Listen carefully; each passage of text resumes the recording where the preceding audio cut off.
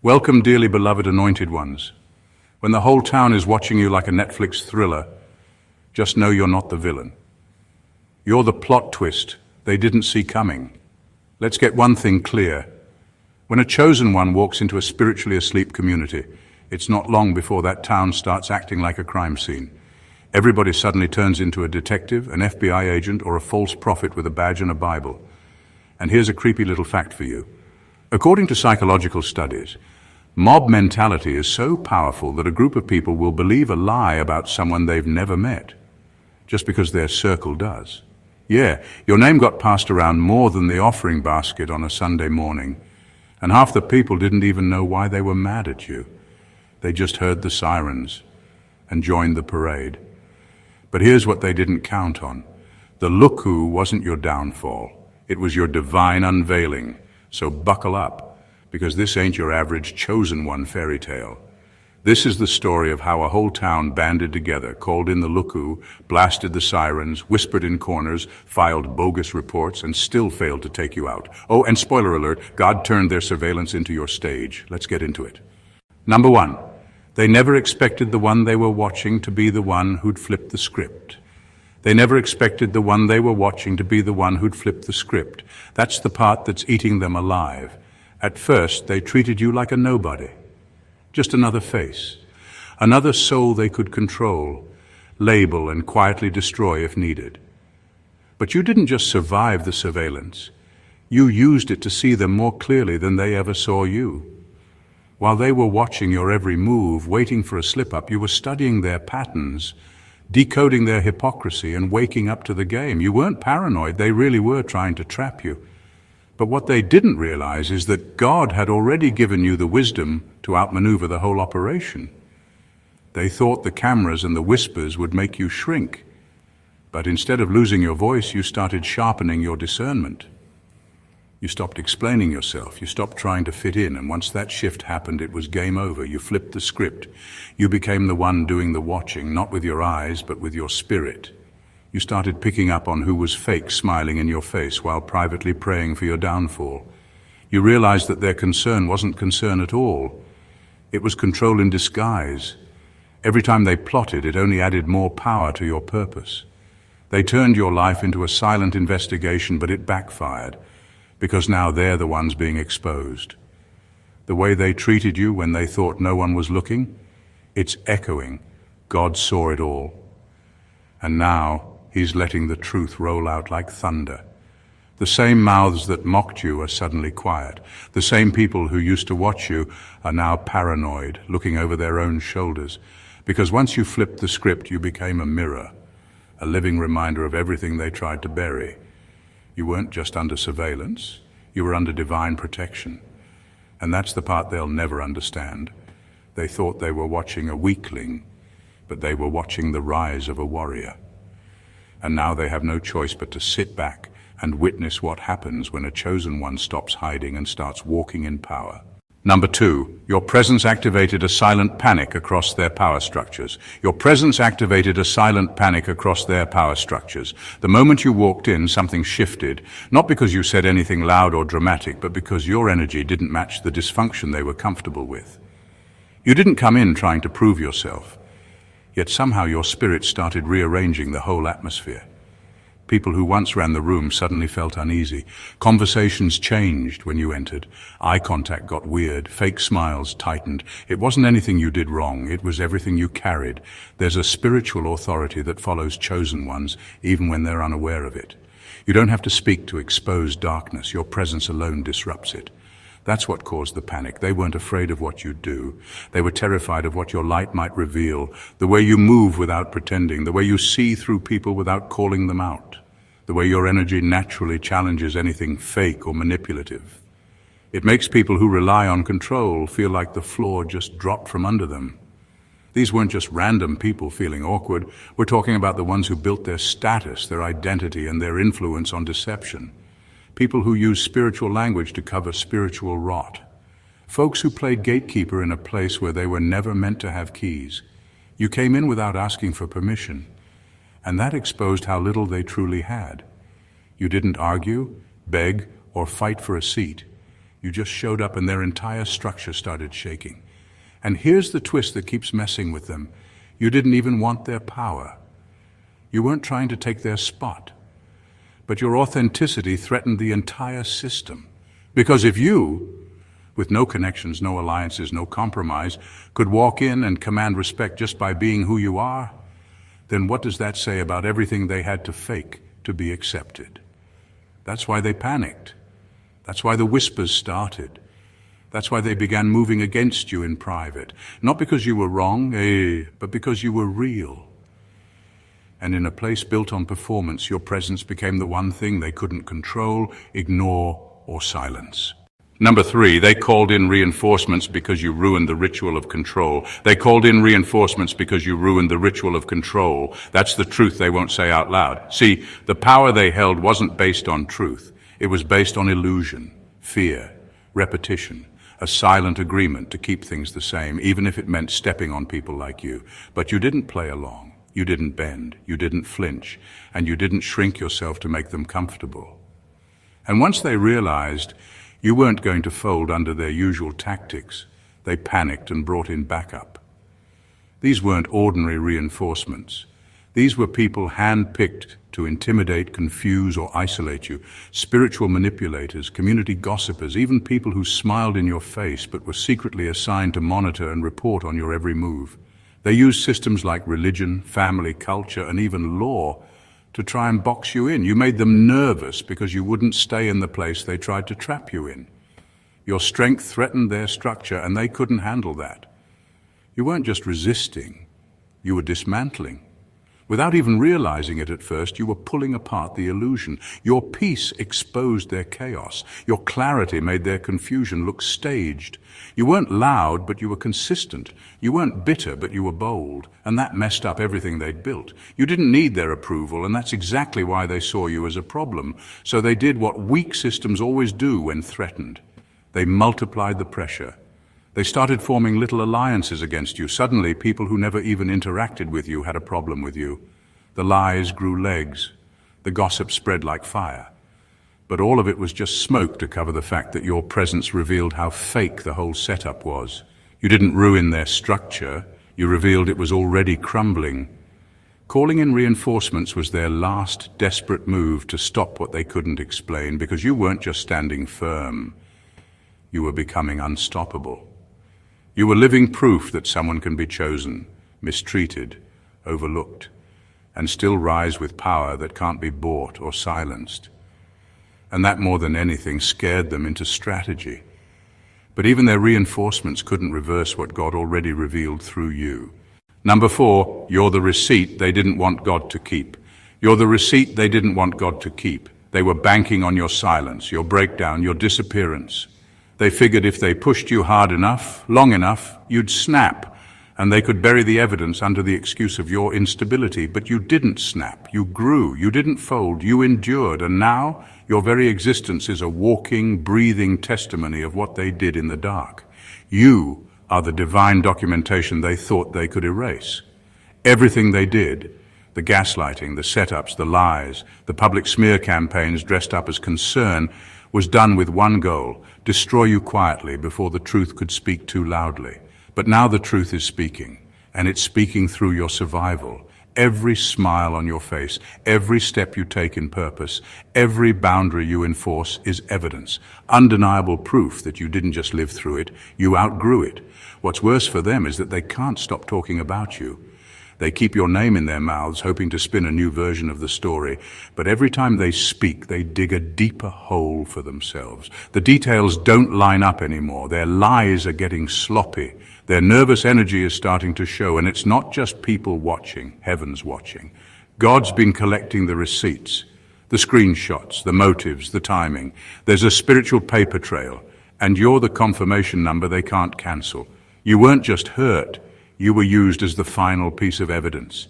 They did everything in their power to discredit you, and yet here you are thriving. That's what they didn't count on. They didn't expect you to become living proof.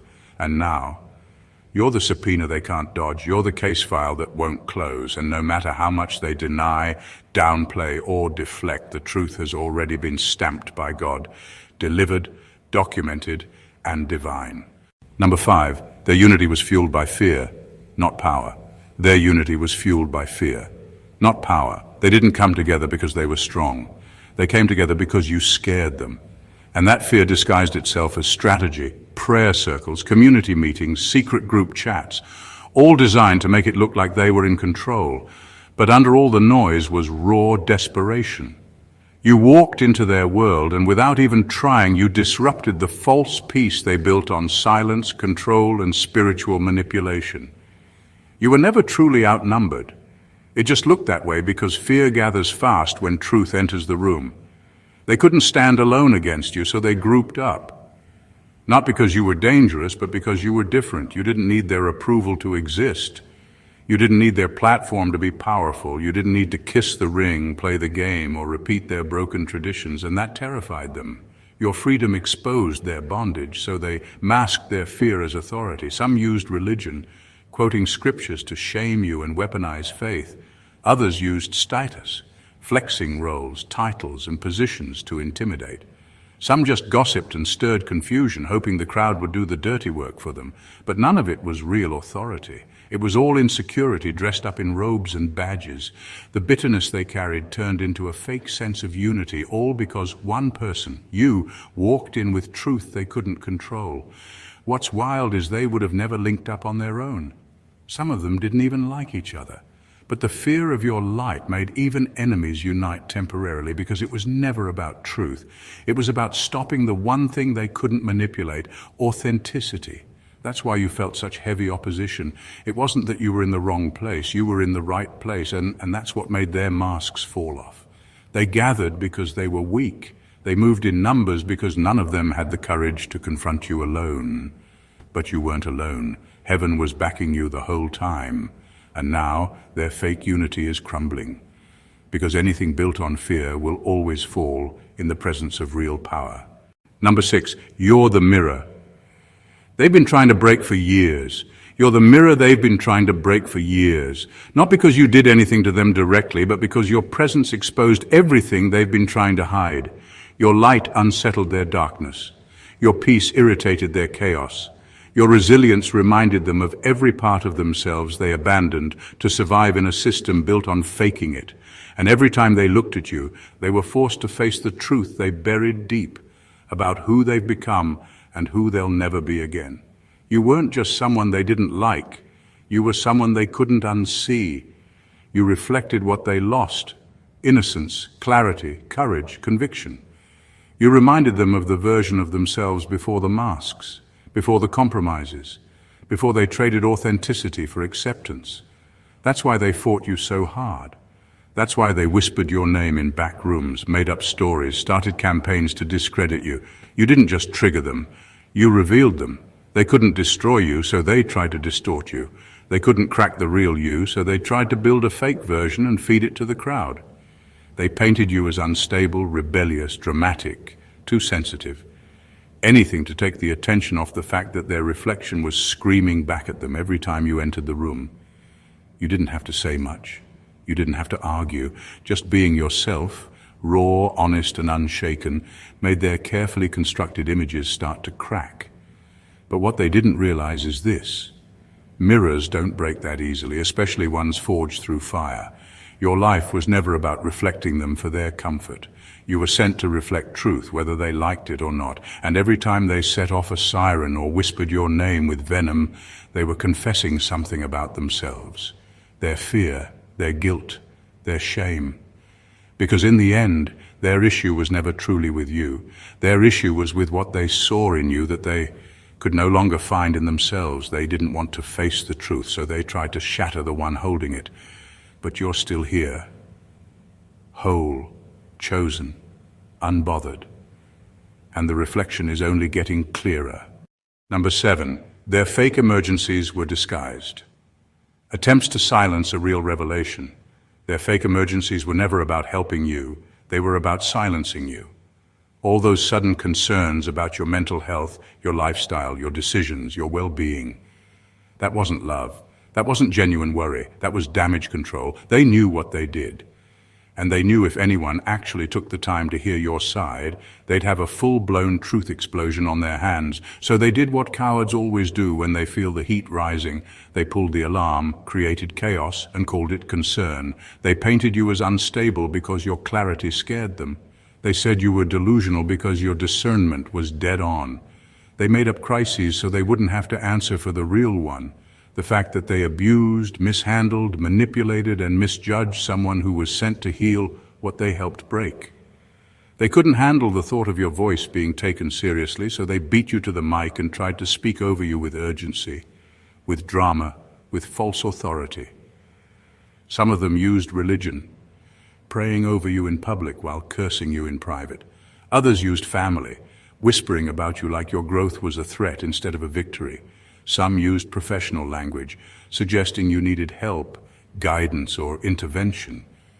But what you really needed was freedom. What you needed was space to speak without being painted as a problem. They never wanted resolution. They wanted silence, your silence, because they knew what was buried beneath it wasn't confusion. It was clarity. And if anyone had listened closely, really listened, they would have heard the revelation rising from your quiet strength. Not bitterness, not revenge, just truth. Pure, piercing, and undeniable. That's why the sirens started, not because you were a danger to yourself, but because you were becoming dangerous to their image. You were the one thing they couldn't control, couldn't predict, and couldn't erase. So they faked the emergency and hoped it would be enough to keep the spotlight off them. But God never needed volume to speak. He needed endurance, and you endured. Now the same people who tried to mute you are watching their own words fall apart, while yours finally start to echo with power. Number 8, you survived a community built like a cult, and you walked out unbrainwashed. You survived a community built like a cult, and you walked out unbrainwashed. That's what really lit the fire under them. You didn't just reject their rules, you rejected their entire system. You refused to drink the Kool-Aid they'd been passing around for years. The fear, the guilt, the manipulation disguised as guidance. And the fact that you made it out with your soul intact, that's what they'll never forgive. They didn't raise alarms because you were unstable. They raised alarms because you started asking the questions they were too afraid to face. You noticed the patterns, the way obedience was rewarded, but independence was punished. How silence was seen as holiness, but your voice, that was rebellion. You noticed how they used scripture like a sword, not to defend truth, but to silence it. You saw how anyone who stepped out of line, anyone who thought differently, loved freely, spoke boldly, was either cast out or crushed. You were supposed to stay small. You were supposed to stay scared. They wanted you constantly second-guessing yourself, constantly needing approval, constantly apologizing for existing with power. But somewhere along the way, something in you broke free. You stopped buying what they were selling. You started remembering who you were before they started twisting it. And once that awakening began, they couldn't contain it. Your healing made you uncontrollable. Your clarity made you dangerous. You weren't sitting at their feet anymore, waiting for permission to live. You were walking in purpose, unapologetically, boldly, and with your eyes wide open. And to a group of people who were taught to worship image, that's threatening. They weren't protecting the community, they were protecting the lie. What makes it worse for them is that you didn't just walk away. You thrived. You got your mind back, your heart back, your freedom back. And that's the real crime in their eyes, because the cult isn't just a place, it's a mentality. And you were supposed to break under it. Instead, you became proof that the programming doesn't work on everyone. Now they whisper like you're the dangerous one. But deep down, they know the truth. You didn't just survive them, you outgrew them, and that's something they can't explain or erase. Number 9, you're not just the center of attention. You're the collapse. They're all witnessing. You're not just the center of attention. You're the collapse they're all witnessing. And deep down they know it. You're not trending because of scandal. You're trending because truth finally put on a robe and walked into the room, and it looked a lot like you. They thought they could keep playing the same game, pushing the same narrative, clinging to the same positions of power without consequences. But then you showed up, not to beg, not to conform, but to disrupt. And the moment your presence grew stronger, their whole illusion started falling apart. It's not gossip, it's prophecy. They thought it was just small-town drama. But this was always spiritual. You were sent as a warning, as a sign, as a walking declaration that the fake stuff was about to be exposed. And they ignored it, they mocked it. They laughed when you spoke truth. They gossiped about your gifts. They downplayed your discernment. But they didn't realize you were the divine alarm they chose to snooze. And now the time has run out. Every eye is on you now, but not because of fame. It's because your very existence is calling out their hidden mess. Not with rage, but with revelation. Not with bitterness, but with boldness. Your presence is a spiritual X-ray, revealing everything they tried to keep under wraps. The manipulation, the control, the lies, the abuse, the cover-ups. They were hoping to keep it quiet. But God had other plans. You became the red flag they ignored. And now that the consequences are rolling in, they're trying to spin the story, shift the blame, and cry wolf. But it's too late. The spotlight isn't on you for entertainment. It's on you because heaven is using you as the final warning. This is what divine justice looks like. Calm, precise, undeniable. You didn't have to lift a finger. Your consistency, your survival, and your truth did the work for you. They're not just watching you. They're watching their false empire unravel brick by brick. And the irony is you were the one they tried to bury. Now you're standing on the ashes, not as a victim, but as the revelation they swore would never come. Number 10, they didn't know watching you would turn them into evidence. They didn't know watching you would turn them into evidence. They thought they were building a case against you. But the whole time, they were building a case for you. Every lie they spread, every time they twisted your words, every moment they followed your life like a low-budget investigator, it all became spiritual documentation. Heaven doesn't miss anything, and neither did you. You just stayed quiet while they exposed themselves. They called it concern, but it was obsession. They disguised it as prayer, but it was surveillance. They talked about you more than they talked to you, thinking they could shape your image through rumors and manipulation. But all they really did was reveal their own intentions. While they were watching your moves, God was watching theirs. And now the files are open. The timestamps are sealed. Every false alarm, every fake emergency, every sideways glance that said, "Let's catch them slipping," has been logged. You're not the suspect in this story. You're the sealed scroll. You're the prophetic document that carries the receipts, the truth, the weight of what really happened. They were so busy trying to destroy your credibility that they didn't realize they were handing over evidence of their corruption in real time. And now the case has flipped. You're not being investigated. They are. Spiritually, emotionally, morally, the scales are shifting and justice is no longer on delay. And here's what stings them the most. You never had to retaliate. You didn't need revenge. You didn't even need a platform. Your life became the loudest proof. The fact that you're still here, still standing, still glowing, still free, that's what exposed them. Not a meltdown, not a public fight, just your resilience, just your peace, just the fact that you stayed grounded while they spiraled.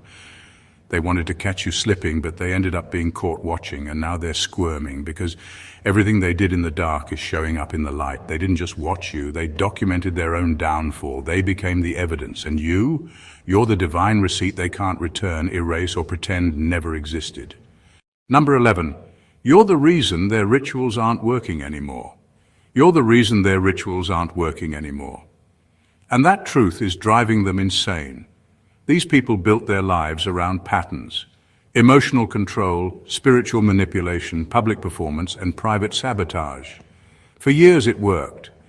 They used guilt to silence, fear to dominate, and religion to justify their hidden agendas.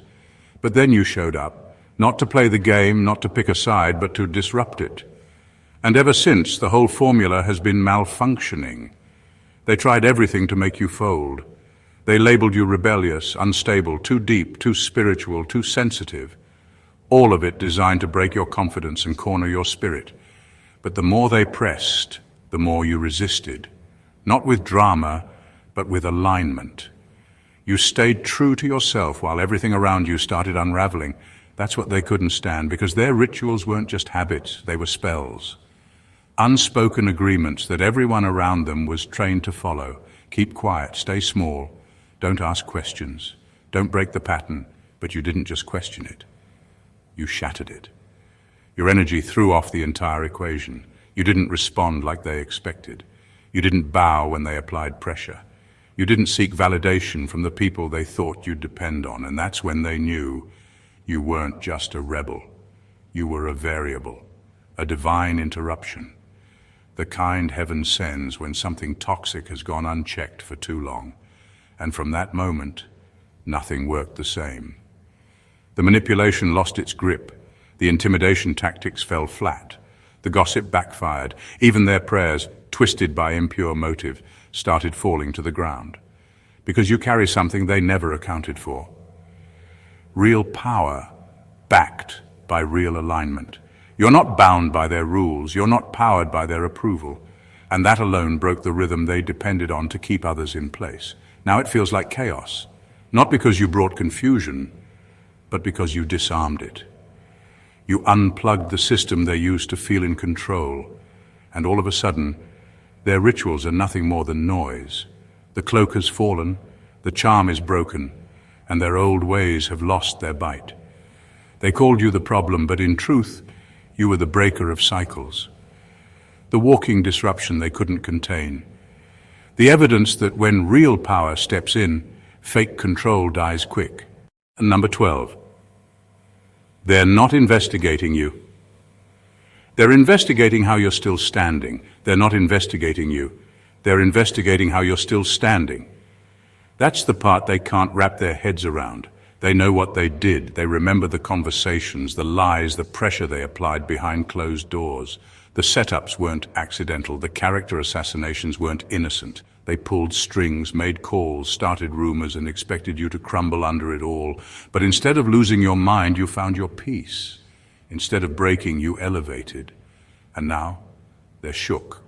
You were supposed to be gone by now, isolated, ruined, forgotten. They thought the shame would crush you, that the false narratives would be too heavy to bear. But not only are you still here, you're thriving. And it doesn't make sense to them because they stacked the deck. They orchestrated the loss. They manufactured the storm. Yet somehow you're not just alive, you're flourishing. That's why they're whispering again. Not because you're doing anything wrong, but because they can't figure out how their strategies failed. They didn't prepare for your glow-up. They didn't factor in divine protection. They underestimated your inner strength, your spiritual resilience, and the fact that heaven had already written your survival into the script. You became the loophole in their plan, the anomaly they didn't account for. You're walking proof that when God covers someone, no amount of betrayal, sabotage, or slander can take them out. Now they're watching you like they're collecting data, studying your every move, trying to reverse engineer your strength, wondering what they missed, trying to understand how you're not bitter, not broken, not begging for validation. It confuses them. It frustrates them, because the version of you they tried to destroy doesn't exist anymore. And the version that emerged is too powerful for their old tactics to work on. They're not investigating out of curiosity. They're investigating out of fear. Because if you survived what they threw at you, then everything they've built, all their power plays, all their smoke and mirrors, might not be as strong as they thought. And deep down, they know it. They didn't just fail to break you. They accidentally revealed just how unstoppable you really are. Number 13, they laughed when you were silent, now they're shaking when you speak. They laughed when you were silent, now they're shaking when you speak. Back then, your silence made them feel powerful. They thought they had won. They took your quietness as weakness, your stillness as surrender. They convinced themselves that you were finished, that they could fill in the blanks of your story however they wanted, and no one would question it. And for a while they did. They told lies with confidence, rewrote history in their favor, and turned your name into a cautionary tale to boost their own image. Your silence gave them space to perform, but what they didn't know was that your silence wasn't submission. It was strategy. God had you in a quiet season, not because you were defeated, but because he was downloading something in you, something they weren't ready for. Your silence wasn't empty. It was sacred. It was where your power was being rebuilt, where your wounds were being turned into wisdom, where your discernment was sharpening like a blade.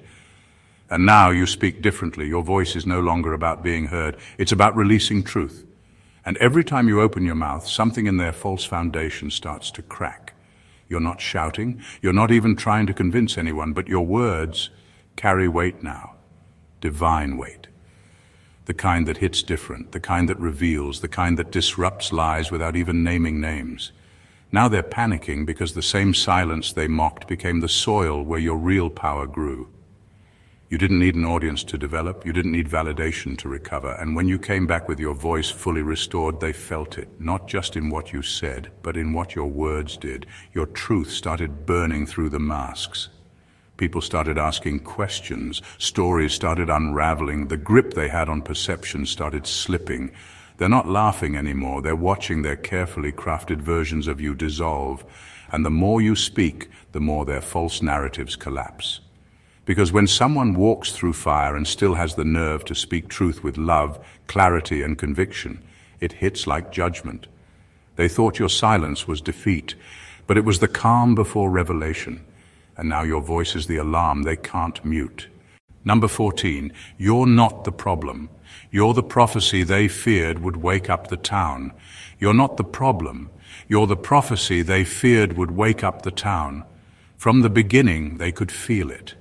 Something about you was different, off script, unsettling. You didn't move like the rest. You didn't chase approval or bow to the unspoken rules that kept everyone else in line. You questioned what they were taught to blindly accept. You saw what they were trained to ignore, and that made you dangerous. Not because you were rebellious, but because you were awake. You're the signal that the spell is breaking. The spiritual fog they cast over the community. The control through guilt, the silence through fear, the tradition dressed as truth. It started lifting the moment you showed up. Your life carries a frequency that shakes foundations. It's not just what you say, it's who you are. People can feel it when you walk in. They start thinking differently, they start asking questions, they start wondering why things never added up. That's what scared them most. Not your presence, but the effect of your presence. You weren't sent to blend in, you were sent to interrupt. God dropped you in the middle of that carefully constructed illusion like a spiritual grenade. And you didn't even know it at first. You were just trying to survive, trying to heal, trying to stay true. But your truth was so disruptive, it started exposing everything around you. Broken systems, false leaders, recycled lies, hidden agendas. And one by one, the masks started slipping. That's why they moved against you so aggressively. Not because you did something wrong, but because they sensed what you carried.